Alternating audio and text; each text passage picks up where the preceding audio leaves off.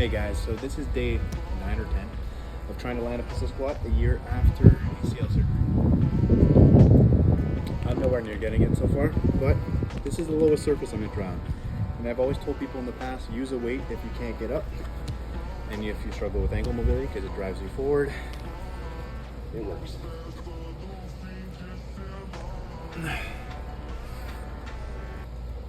So that's my new PR for now. Stay tuned, I'm gonna get it.